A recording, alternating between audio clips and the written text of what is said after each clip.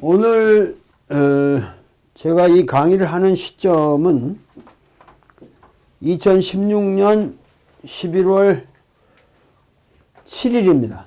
12일 광화문에 100만 인파가 예상되는 그런 민중의 함성이 노도같이 자기들이 뽑은 대통령의 하야를 외치며 100만 명이 모인다고 한다면은 지금 이러한 엄중한 시절에 그 대통령이 하야하지 않고서는 이 사태가 해결될 수 없다고 믿기 때문에 그 순조롭게 하야가 이루어지면 우리 민족의 그야말로 축복이라고 생각하고 홍복이라고 생각하는데,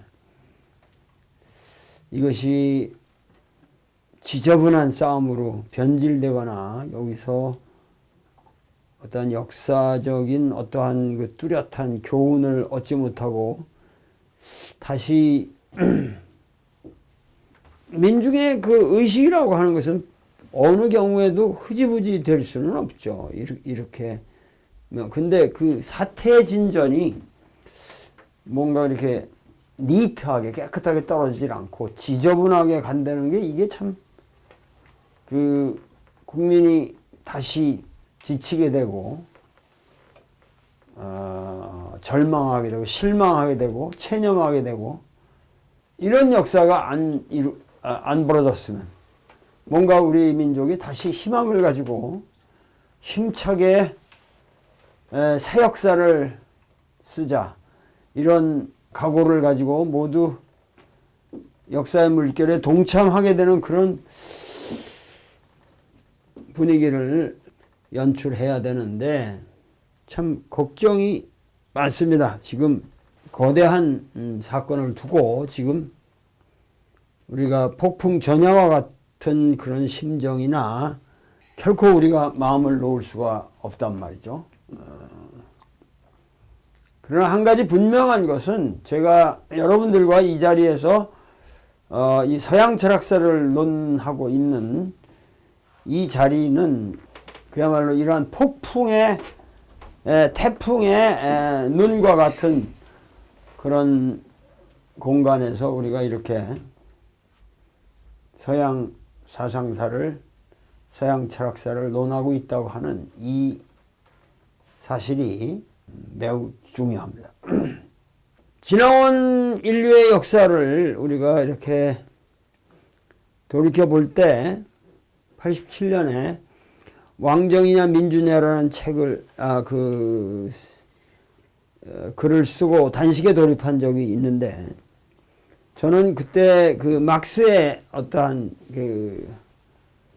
단계론의 입장에서 역사를 보는 게 아니라 결국은 인류는 근세 산업혁명 이전에는 모두 왕정의 역사였다는 거죠. 왕정의 역사고 민주적 자각이 이제 겨우 시작된 것이 인류 역사에서 그 전 인류가 지금 사실은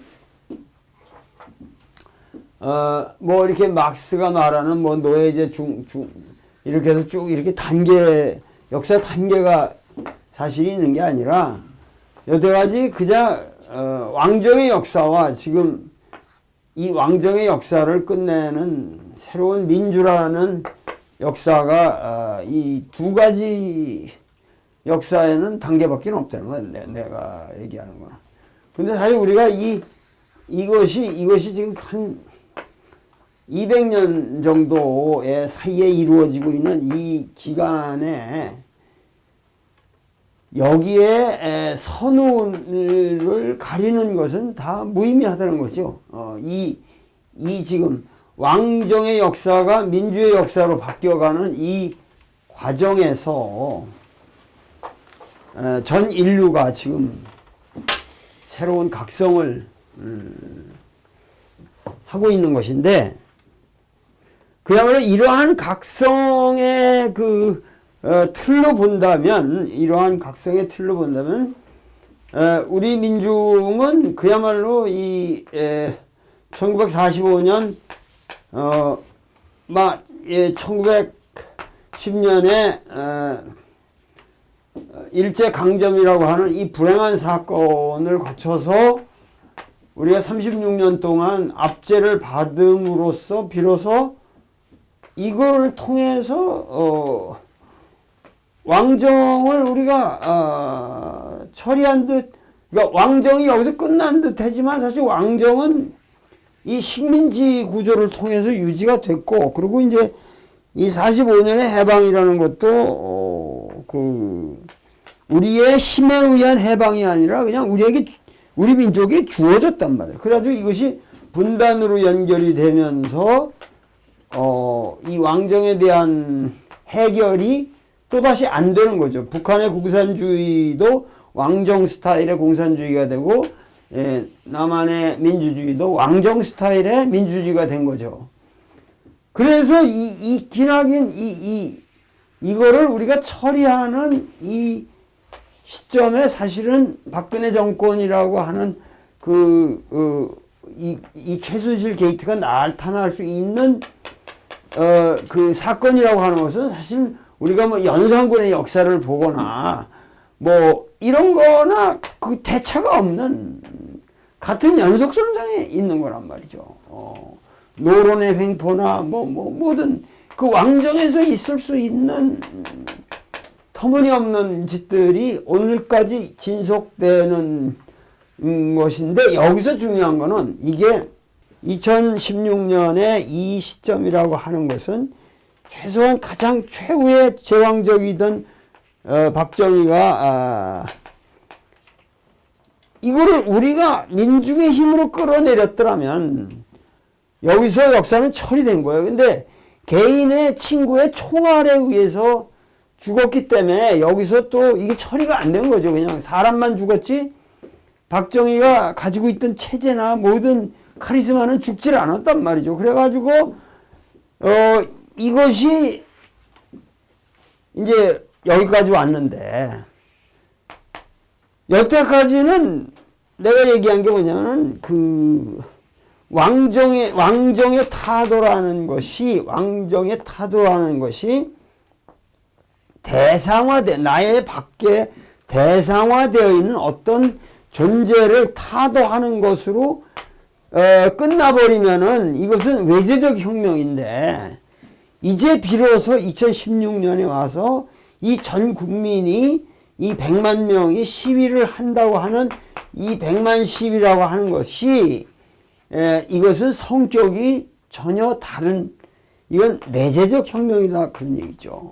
하나의 타도의 대상이 밖에 있는 것이 아니라 우리 의식이 그야말로 깨이고, 우리 의식이 더 이상 왕정의 횡포를 우리가 막아낼 수 있는 어떠한 진정한 제도를 우리가 확립해야 한다는 의미에서 2016년에 이 최순실 게이트의 투쟁은 그동안 누적되어 있던 우리 사회의 문제를 너무 드라마틱하게 폭로시켰으며, 또 동시에 우리 민중의 의식이 가장 어드밴스된 형태로 나타났다는 것은 우리가 역사를 통해서 이게 진단할 수가 있단 말이죠. 그런데 이것의 해결 방안이 옛날과 같이 그렇게 만약에 저 지배 세력이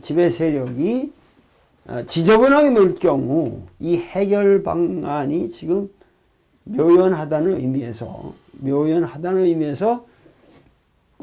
또 하나의 우리가 기로를 맞이하고 있다는 것이죠. 자, 이러한 의미에서 우리가 말하는 이 근세 철학이라고 하는 이 과제 상황은 우리가 지금 근세 철학의 근대라고 해도 근대 철학의 모던 필로소피의 이 출발을 얘기하고 있는데, 이 모던 필로소피의 출발이라고 하는 것은 뭐니 해도 이 근세 철학의 출발 이전에 중세 철학이라고 하는 것은, 중세 철학이라는 건 서양의 경우는 이게 참 재미난 게 뭐냐면, 중세 철학의 경우는 교회의 그러니까 교회의 권위가 절대적이었단 말이죠. 교회의 권위가 절대적이고 교회가 만들어가는 교리가 모든 철학적인 사유의 해답으로서 종국적인 해답으로서 이미 주어져 있었단 말이죠. 그러니까는 교리를 위배하는 사유가 허용되는 것이 아니니까 이것은 근원적으로 철학이라 말할 수가 없는 거예요. 그래서 우리가 철학이 어떤 의미에서 교리, 신학의 노비라고 하죠. 실제로 교리의 노비 노릇을 한 거죠. 그래서 모든 철학적 사유라는 게 그 교리를 정당화하는 것이고, 그렇게 본다면 여기서 문제가 되는 것은 이제 우리가 말하는 이 자연이라고 하는 것이 어디까지나 자연을 자연 그대로 볼 수가 없고, 신이라는 것에 의해서 초월적인 자연을 초월하는 신이라는 것이 모든 자연을 지배하고 그 자연이라는 것을 자연 그대로 관찰하는 것이 불가능했던 것. 그리고 물론 자연의 일부가 인간인데 인간이라고 하는 것도 신의 피조물로서만 인식을 했기 때문에 인간 자체를 독자적으로 바라볼 수가 없었다는 거죠. 그러니까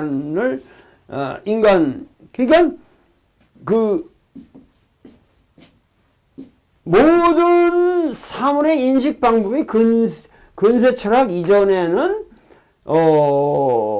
신에 대한 믿음, 신앙으로서 전부 유지가 됐던 거란 말이에요. 신앙으로 우리가 그것이 제1차적인 진리였단 말이죠. 그러나 근대로 오면서 비로소 인간과 자연을 독자적으로, 그러니까 인간에게 지금 소위 우리가 말하는 로고스라고 하는 이 인간에게 있어서 이성이라든가 인간에게 관찰되는 경험이든 인간이 관찰하는 자연의 세계, 이 모든 것이 신이라는 전제가 없이 독자적으로 이해되고 관찰되기 시작하는 것이 근세란 말이죠. 그러니까 서양에서는 우리가 르네상스라고 하는 것이 그런 인간주의, 이것을 갖다가 우리가 휴머니즘이라고 부르는데, 후마니스. 이게 서양에서는 이제 휴머니스트 그러면은 휴머니스트라는 말이 신본위에 대한 인문주의자라고 우리가 보통 이제 해석을 하잖아요. 인문주의자. 지금 우리가 지난 시간에 얘기한 토마스 모어나 에라스무스나 이런 사람들을 전부 우리가 인문주의자라고 부르는데, 그 인문주의라는 건 인간을 독자적으로 파악한다는 거죠. 그러니까 인간을 어떠한 하나님의 존재가 아닌 인간 자체로서 우리가 바라보게 된다는 건데, 이렇게 되면은 여기서 가장 중요한 것은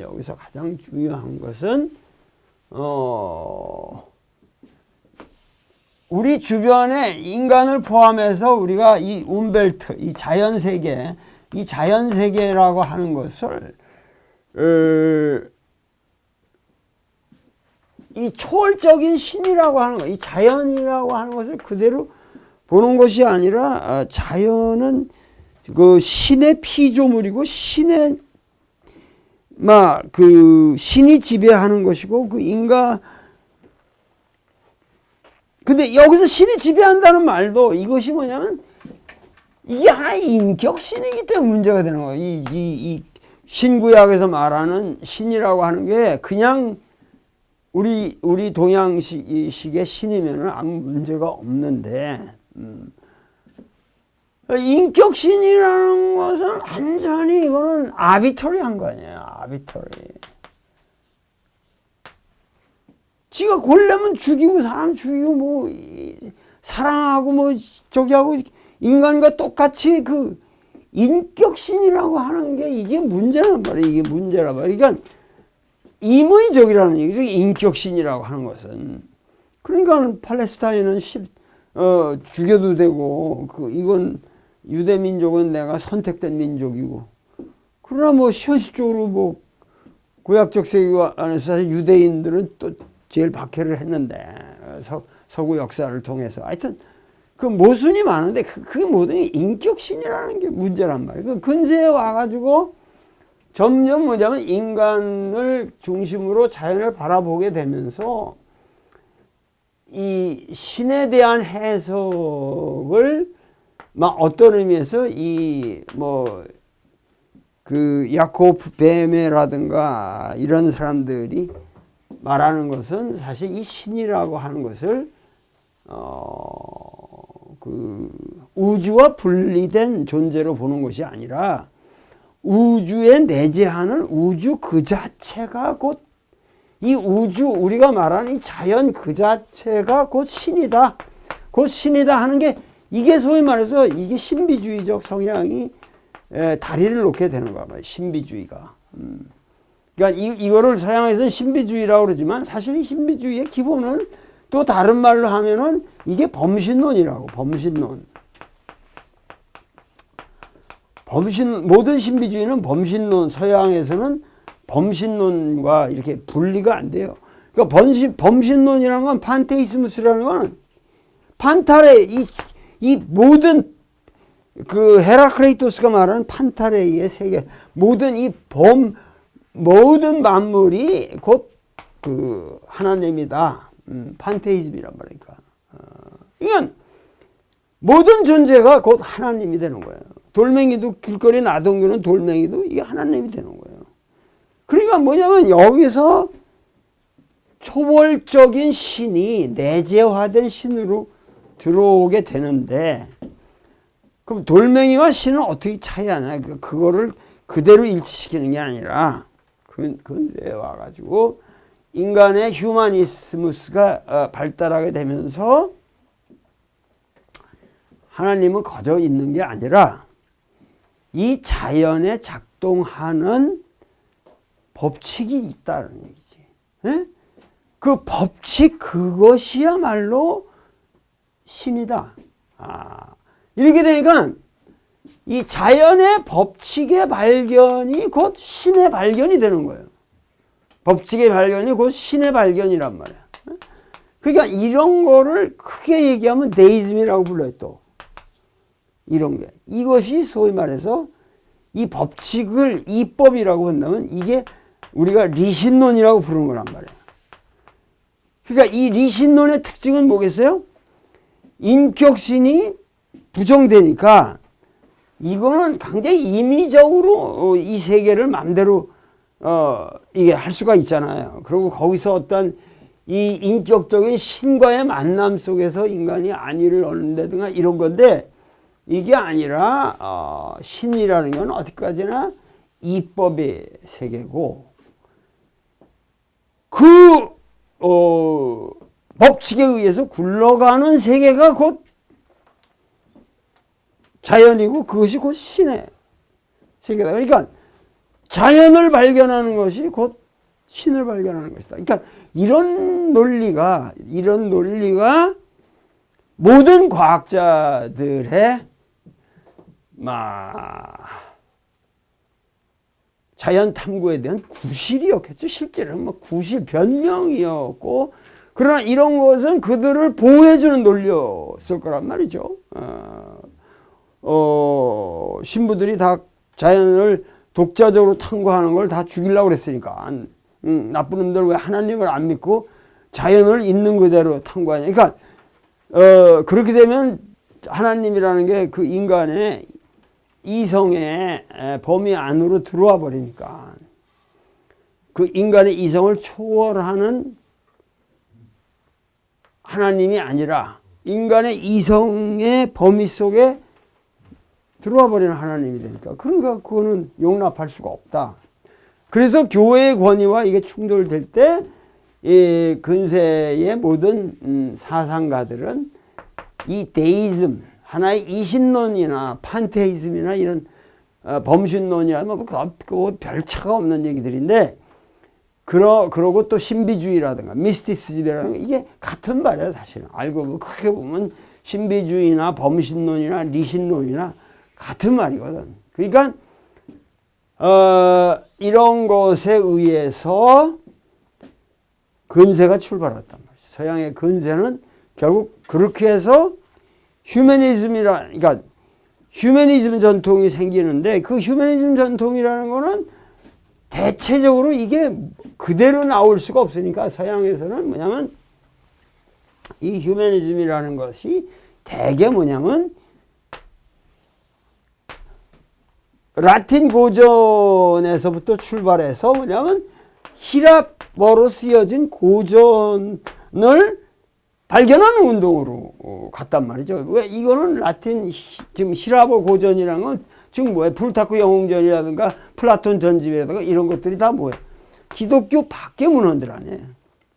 그러니까 기독교 밖의 문헌들을 어떻게 우리가 탐구하느냐 이것으로서 이 근세 운동이 시작하는 거란 말이죠.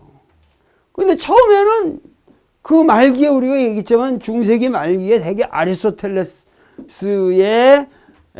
그 영향권에서 처음엔 아리스토텔레스 배척하다가 그거를 전적으로 교회에서 받아들이잖아요. 받아들이고 그렇게 되면서 소위 말해서 토마스 아퀴나스가 아리스토텔레스주의에 의해서 나오니까. 그래서 근세 다시 뭐냐면은 이 휴머니스트들은 아리스토텔레스에 또 질려가지고 또 다시 뭐냐면 플라톤을 발견하거든요. 플라톤을 좋아하게 되거든. 그러다가 또 플라톤에 대한 플라톤 해봐야 뭐 이거 이데아만 얘기하고 뭐 그러니까 별 재미가 없다. 그래서 또 신 아리스토텔레스 해석주의자들이 나오고 이러면서 이들이 뭐냐면은 성서도 예를 들면 히랍어 성경을 만들고 이러면서 이 뭐라 그럴까 새로운 문헌학적인 이제 그 탐구를 시작하는 게 이 휴머니스트들의 작업이었단 말이죠. 그러면서 새로운 아이디어들을 내고 그래서 이 휴머니즘이라는 것하고 그러면서 이제 그 휴머니스트들의 그런 것과 더불어 레포메이션이 일어나는 거죠. 종교개혁이 일어나는 거죠. 그 같은 시대에 에라스무스나 이거 말틴 루터나 이거 다 비슷한 시대 사람들이니까 토마스 모어나 이런 사람들 다 그 비슷한 시대 사람들이란 말이에요. 그러니까 말틴 루터 킹은 뭐 그 면죄부 팔고 이러한 부패에 대해서 그 한 사람이지만 그 뭐 말틴 루터가 뭐 이렇게 진보적인 사람도 아니지 않습니까? 그 굉장히 보수적인 사람인데 단지 뭐냐면은 교회 권위를 교회가 말하는 교리로서 인간이 구원을 얻을 수 있는 게 아니다. 인간의 구원은 오로지 이게 문헌학적으로 들어가요. 하나님의 말씀으로 성서에 쓰여진 대로 그리고 성서에 쓰여져 있는 하나님의 말씀이라는 건 뭐예요? 오로지 인간 개개인이 스스로 만날 수 있는 거지 교회가 만나게 해줄 수 있는 게 아니다. 그러니까 목사 설교는 필요가 없다는 거죠. 그러니까 루터주의의 기본은 뭐예요? 솔라 스크립트인가 하여튼 이 오로지 성서만으로 오직 성서만으로 그러니까 오로지 인간 개인의 신앙만으로 뭐 이런 솔라 뭐 이러고 나가는데 하여튼 그런 운동으로 나가게 되니까 이것이 소위 말해서 종교개혁과 인문주의가 하나가 되는 거고 이러면서 이제 과학자들이 나오게 되는 거죠. 결정적인 것은 역시 과학자들이 나오면서 이게 깨져나간단 말이죠. 그러니까 서양에는 소위 말해서 이러한 신본의적 세계관과 인간 중심적인 세계관이 이 드라마틱하게 이렇게 그 서로 대립을 하면서 싸움을 하게 되면서 근대라는 게 출발하는데 오늘날 우리 2016년에 지금 사각을 보더라도 2016년 이전에는 뭐 신본이고 2016년 이후는 인간 중심주의적이다라고 말할 수 있는 근거가 아무것도 없어요. 우리는. 그러니까 이론적으로 그러한 그 낡은 이념이 우리는 없었단 말이죠.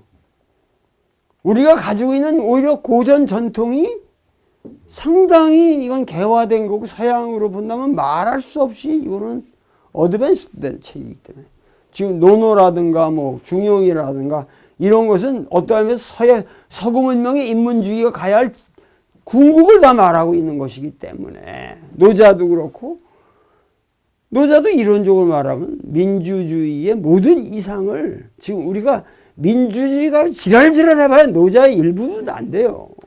민주주의 다 합해봐야.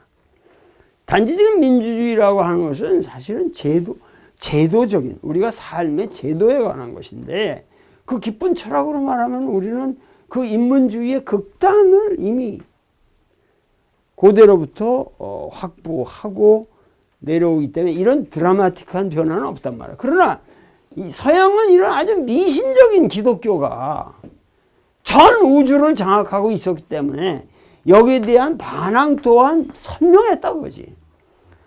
그러니까 우리가 지금 이런 선명성이라는 것은 이제 전두환 시대 때가 가장 우리가 그 투쟁이 선명할 수 있었던 게 전두환이 완벽하게 악을 구현해주고 있었기 때문에 누구나 전두환은 다 죽일 새끼였단 말이에요. 그때는 보수 언론, 진보 언론이 없었단 말이에요. 그러니까는 지금 여기서도 아마 근세 출발이라는 게 그럴 거라고.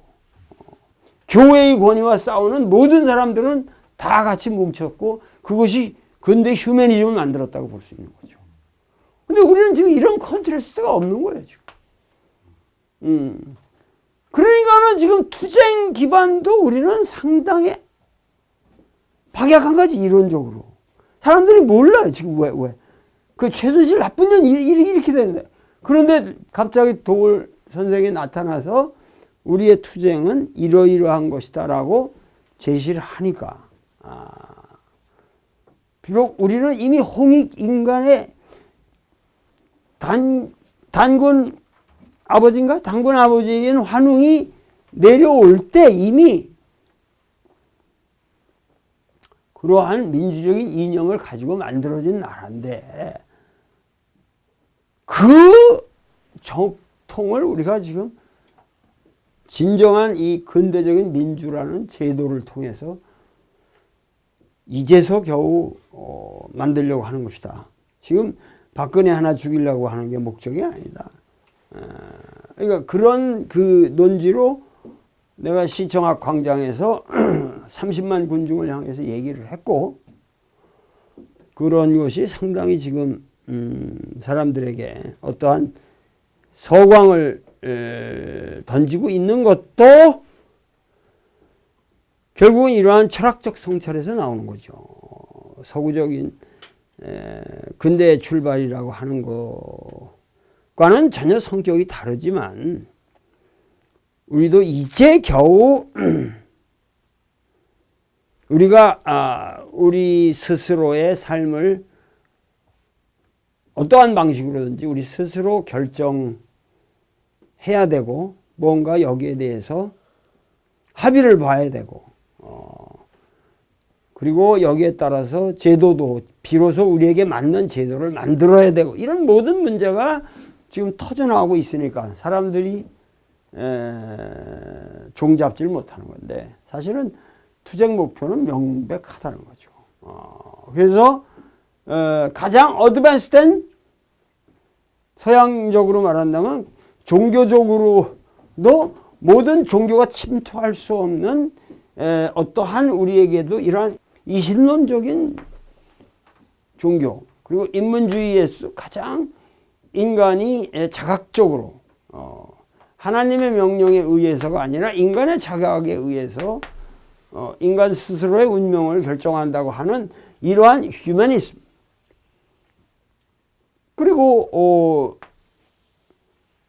과학적인 것에 대해서도 그러니까 우리는 과학을 갖다가 근대를 통해서 굉장히 그냥 쉽게 우리가 컴플렉스를 읽고 과학을 배워야겠다고 그랬지만 러셀이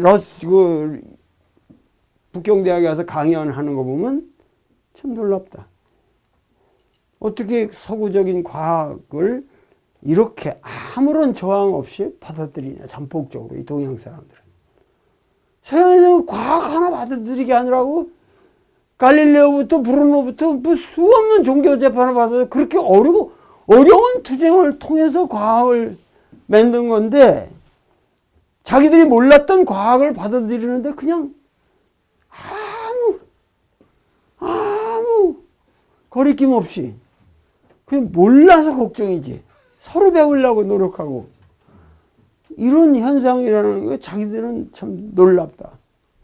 그래서 그 컨퓨시아니즘처럼 과학에 대한 안티테제가 없는 그러한 전 국가적인 이념 체계라는 것은 이게 서구에서는 상상하지도 못했던 것이다. 이런 말을 하고 있거든요. 근데 우리는 그런 거 생각 못한단 말이에요. 서양은 이러한 과정을 거쳤기 때문에. 그래서 이러한 인문주의 전통이라고 하는 것을 우리는 비로소 뭔가 서구가 근대의 출발로 삼은 이러한 근대적 그 세계의 출발과 오늘날 우리가 체험하는 새로운 민주세계, 새로운 세계, 우리도 어떠한 의미에서는 지금 나는 틀이 정확하게 있는 거 아마 한국에서 나만큼 역사를 보는 자기 틀을 갖고 있는 사람이 없어요. 그거는 나는 왕정과 민주라는 이 아주 단순한 도식이야. 내가 말하는 거는. 우리 민주 이전에 모든 것은 왕정이었다는 거지. 왕 하나에 의존해서. 그러니까 뭐 기독교도 그건 일종의 왕정의 변형 형태잖아요. 종교에서도 우리가 왕정 그러니까 사실은 뭐예요? 어떤 의미에서 우리가 민주를 얘기한다면 왕정적인 종교가 주데이즘이고 기독교라고 한다면 민주적인 종교는 모든 게 다 신이니까 이게 범신론이 될 수밖에 없잖아요. 민주적인 종교는 모든 존재가 다 신이니까 신이 절대 우주와 분리될 수 없는 이거 민주적인 신이란 말이에요. 민주적인 신. 그러니까 이러한 식으로 우리가 보는데 우리는 이 변환의 투쟁에 지금 거의 어떠한 막바지에 우리가 와 있다는 거죠. 지금 이러한 왕정적 멘탈리티를 민주적 멘탈리티로 바꾸는 마지막 마지노선에 와 있는데도 불구하고 지금 여러 가지 문제는 있다는 거죠. 아직도. 그러니까 이러한 틀 속에서 우리는 세계를 바라봐야 되는데 그저 오늘날 이런 전반적인 우리가 르네상스라고 하는 문예 부흥이라고 우리가 하는 것 자체가 르라는 것은 다시 붙자 그 부에 해당되는 거고 네이상스라는 게 라틴어로는 네이상스라는 게 새로 생겨난다 일어난다 그게 흥에 해당되는 거예요. 그러니까 그 르네상스라는 게 부흥이라는 의미라고. 그거는 그레코 로망의 기독교 문헌에 대해서 그레코 로망의 문헌을 다시 이렇게 재생시킨다. 그게 르네상스라는 의미잖아요. 그러니까 지금 어떤 의미에서 우리도 지금 이렇게 본다면은 우리가 이상화한다면 고조선의 홍익 인간의 이념을 부흥한다. 그러면 이제 오늘날의 르네상스가 우리도 되겠지. 서구적인 르네상스가 아닌 우리의 르네상스가 되고 고구려 패러다임을 다시 르네상스 시킨다. 부흥시킨다. 그런 의미에서 우리는 우리의 민주적인 제도를 다시 건설하고 민주사회를 건설하자. 이렇게 이제 우리가 나갈 수가 있는 거죠. 자, 그런데 근대 정신이라고 하는 것은 서양에서는 사실은 나는 내가 항상 얘기했지만 리신론적인 것이고, 사실 리신론이라는 것은 실제적으로 리신론이라는 것은 무신론의 다른 이름이에요. 그러니까 모든 무신론이라고 하는 것은 사실 알고 보면 리신론이라는 거죠. 그러니까 모든 무신론이라는 무신은 뭐냐면 인격신으로서의 그 신의 존재성을 인정하지 않는다는 거예요. 그게 무신론이에요. 그럼 무신을 해버리고 나면 뭐야? 리신이 남는 거죠. 이법으로서의 이 자연에 내재하는 모든, 그러니까 이 자연을 성스럽게 보는 사람들은 다 무신론자예요. 어떤 의미에서 이 프란시스 베이컨이라는 인물이 가장 어떤 의미에서 근세의 과학주의를 이 1561년에서 1626년 이 시대 사람인데 대법관으로 있다가 무기징역까지 받았는데, 그 당시는 그 뇌물 먹는 게 보통 다 먹었기 때문에, 그리고 무기징역을 받았어도 또 하나 집행도 안 했다고 그래요. 감옥에 며칠 가 있다가 나왔는지는 모르지만 흉내만 내고, 그래가지고 또 하니까 자기 고향에 가서 책을 썼다. 근데 이게 여기 스키엔티아라는 게 라틴어로 스키엔티아라는 게 사실 이게 뭐냐면 이게 사이언스라는 건데, 스키엔티아라는 게 사실 이게 안다고 하는 동사거든요. 그러니까 이게 사이언스라는 게 그냥 안다 그런 얘기예요. 안다라고 하는 거는 이게 그 knowledge라고, 이게 서양에서는 knowledge라는 말 자체가 스키엔티아로 나오고, 이거 자체가 성서에서는 부정적으로 쓰여요. 바울의 서한에서도 이거를 영지라고 그랬거든. 영지주의자들의 영지를 가진 자들을 조심하라. 이러면서 그 지식을 가지고 까부는 자들, 세상을 안다. 이게 영지거든. 그러니까 이게 좀 그 당시에는 미스틱한 사람들이란 말이야. 응? 미스틱한 사람들이란 말이야. 그러니까 그렇게 봤는데 근세 오면서 이제 이 스키엔티아라고 알에 대한 해석이 다르는 거죠. 그래서 비로소 뭐냐면 네가 하나님을 믿으면 그 믿음에서 너의 존재의 힘이 나온다. 하나님이 너를 보호해 주시고 하나님에 대한 믿음을, 항상 우리가 그런 거 아니에요. 신앙인들이 고난에서 힘을 얻고 이런 건데, 이 유명한 우리가 이제 이런 걸 그냥 넘어가는데 사실 그게 그런 맥락이 있단 말이에요. 스키엔티아 에스트 포텐시아란 말이에요. 포텐시아. 스키엔티아 에스트 포텐티아. 이게 뭐예요? 여기서 포텐셜인데 이것 자체가 포텐트라는 게 이것 자체가 힘이거든. 그러니까 그 유명한 게 사실은 뭐냐면 아는 것이 힘이다. 이 프란시스 베이컨이라는 사람이 뭐냐면 하나님을 믿는 것이야말로 너희 존재의 궁극적인 힘이라는 발상이 아니라 우리 주변의 세계를 아는 것이야말로 그것이 진정한 인간의 힘이 되는 것이다.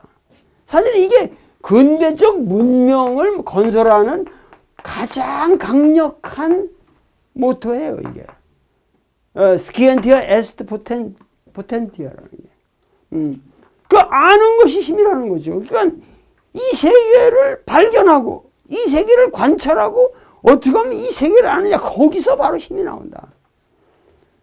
이거 그때는 뭐냐면 이 중세기에 대한 이거는 최대의 반란이죠.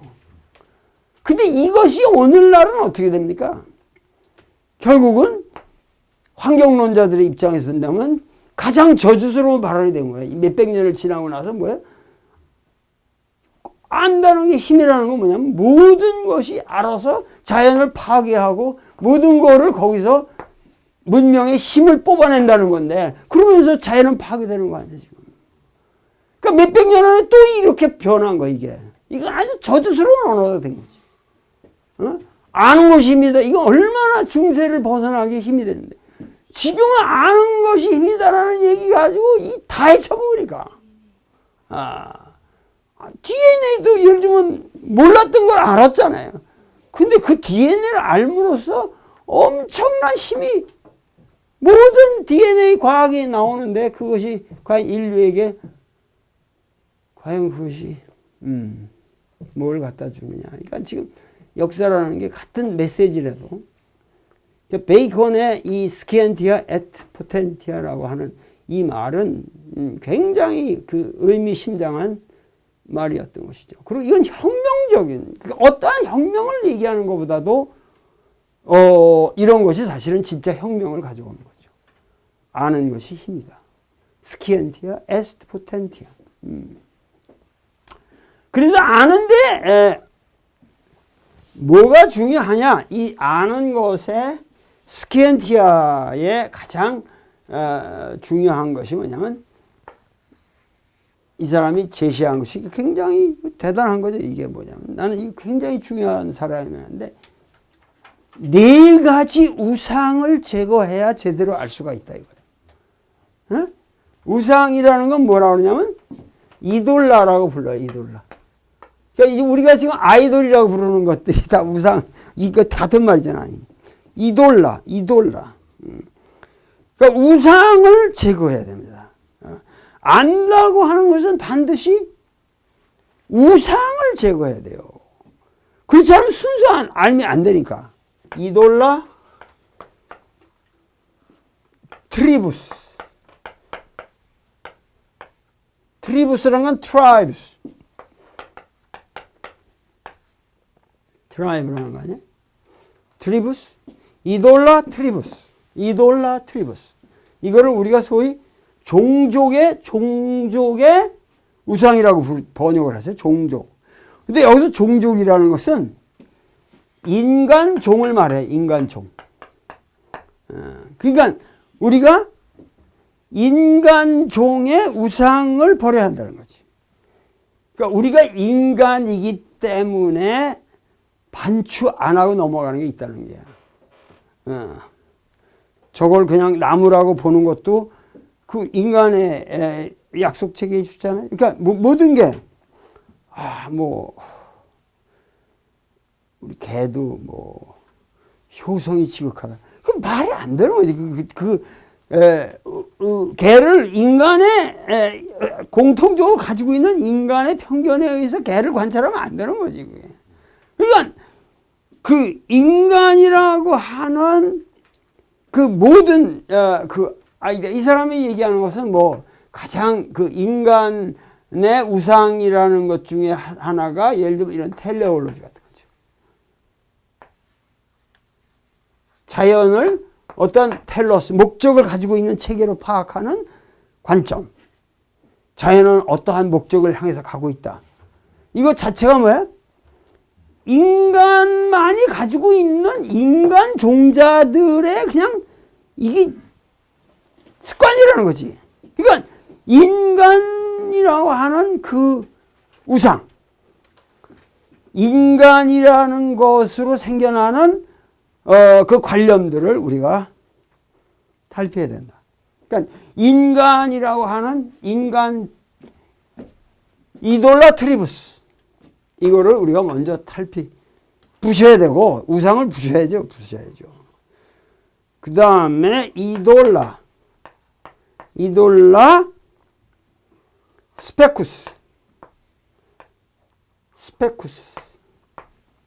스페쿠스라는 건 이게 동굴이에요. 동굴의 우상을 제거해야 한다. 자기 인간이란 종자의 이게 아니라 개인의 편견, 동굴 속에 자기 동굴을 만들어 놓고 그 동굴 속에서만 세상을 바라보는 거예요, 이게. 그러니까 이건 모든 개인의 편견, 한 개인의 성벽, 습관이라든가 성격을 가지고 그게 만약 진리인 양 모든 사람이 강요하려고 그런다 이 말이에요. 예를 들면 자기가 만든 학문적 지식이라는 걸 가지고 모든 사람들에게 강요를 한다 이거야. 이런 것도 동굴의 우상이다. 항상 자기의 경험을 타인의 경험과 그 비교하면서 자기를 객관화시키지 않으면 아니 된다. 그래서 항상 이 동굴의 우상을 타파해야 된다. 이거 굉장한 근대 정신이죠. 동굴의 우상을 우리가 타파해야 된다. 그 다음에 애가 이돌라 40. 이게 뭐냐면 40이라는 게 마켓이라고. 그 시장의 우상. 마켓. 시장의 우상이에요. 시장의 우상. 이 시장의 우상이라는 것은 뭐냐면 시장이라는 게 서양 사람들에게서 시장이라고 하는 것은 이게 뭐냐면 이게 플라톤, 소크라테스부터 내려오는 소위 말해서 이게 아고라란 말이에요. 이게 뭐냐면 군악꾼들이 모이는 데라는 얘기지. 이 시장의 우상이라는 것은 인간이 언어에서 생기는 모든 편견들이야. 언어. 인간이 언어를 가지고 있기 때문에 말을 가지고 다 구라를 친다는 얘기야. 존재하지 않는 것도 만들어서 하나님, God, 야훼, 뭐, 이러면은 그거 가지고 세상을 다 본다 이거지. 그 언어에서 생기는 모든 편견에서 인간이 자유롭지 못한다. 이것도, 노자가 도가도 비상도에서 이미 지적한 거죠. 언어의 편견에서 우리가 벗어나야 된다. 그러니까 시장의 우상, 종족의 우상, 그 다음에 동굴의 우상, 그 다음에 시장의 우상.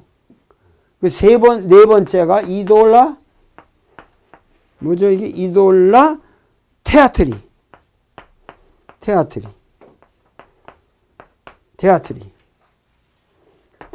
극장의 우상이라. 극장이라는 건 뭐냐? 극장이라는 건 테아트리. 극장의 우상. 극장이라는 것이 그 무대에 올려진 그걸 우리가 쳐다보는 거 아니에요. 그럼 그거를 비판을 못 한다고. 그냥 히랍의 테아트에서 상영하면은. 그러니까 모든 전통의 권위라든가, 이런 것들이 전부 테아트리로 보는 거예요. 극장이라는 것이. 그 여태까지 존재해왔던 모든 학술도 일종의 테아트리에 올려진 그냥 극과 같은 것이다 이거야. 그 절대적인 그게 아니다. 극이라는 건 다 하나의 엉터리를 만드는 거야. 누구나 꾸며낸 거야. 이거 학설도 다 알고 보면 테아트리 작품이라는 얘기야. 플라톤도 하나의 그 진리가 아니라 플라톤의 국가로는 테아트리다 이거야. 하나의 연극이다 이거야. 그러니까 이런 것들을 모든 이론이라든가 이런 건 전부 극장에서 상영된 것 뿐이다. 극장의 우상을 우리가 타파해야 되는 거죠. 난 이 네 가지 우상론은 이거는 상당히 그야말로 근대 정신의 출발로서 누구보다도 위대한 우상 타파론을 제시한 거죠. 프란시스 베이컨의 공헌은 막대하다고 봅니다. 이게 막대한. 그리고 이제 프란시스 베이컨의 여러 가지 중요한 얘기들이 있으나 가장 중요한 것은 그 귀납법을 제창한 것이죠. 결국 우리가 자연을 그냥 편견 없이 관찰하고 관철된 사실로부터 점점 추상해 나가야지 어떠한 하나의 법칙이 있어서 그 하나님이 이 세계에 모든 걸 준 게 아니다. 그러니까 이 자연과학이라는 게 근세 자연과학은 기본적으로 뭐야? 베이컨이 말한 귀납법에 의해서 만들어지는 거죠. 그러니까 연역법이 없이 과학이 만들어질 수는 없어요. 그러나 그 연역법도 다 귀납법에 기초를 하는 게 근대적 연역법이고, 중세기적 연역법은 과학적 연역법이 아니에요. 그러니까 뭐냐면 모든 근세 사상은 연역적인 것이 아니라 귀납적인 것이 돼야죠. 그러니까 박근혜가 뭐 나는 정치를 내가 잘하고 있습니다. 저는 아주 잘하려고 노력했는데 뭐 좀 외로워서 뭐 어떤 여인에 좀 친하게 떨어서 뭐 이게 완전히 연역법이죠, 이런 게. 응? 그 5천만 민중이 다 자기를 버리고 비판하고 있고 의지하지 않고 너가 없었으면 더 우리가 행복하다고 하는 그 사실로 귀납해서 당연히 대통령을 난 빨리 때려쳐야겠다는 결론은 귀납법으로 바로 나오는 거 아니에요, 그게. 그게 귀납법도 사고가 없는 거죠. 나는 아직도 잘하고 있고 내가 안 하면은 이게 뭐 국가가 혼란에 빠질 수 있다. 이런 연역적 논리를 만들고 있는 거죠. 전혀 근거 없는.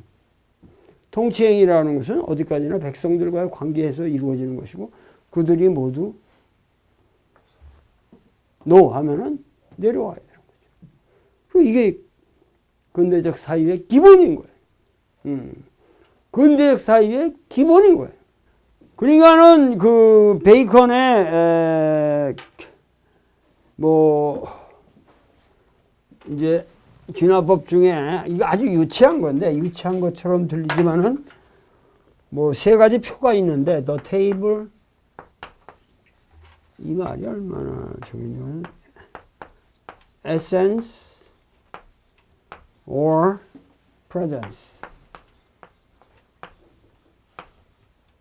존재죠. presence 현존 이거는 본질 뭐 이런 건데 이거는 뭐냐면 일군에 이제 해서 일군에 유사한 형상이 정확히 추출된다. 그러니까 이런 형상이 어느 한 공통된 형상으로 모든 사태가 드러나게 되면은 어떠한 성질이 항상 발견될 수 있다.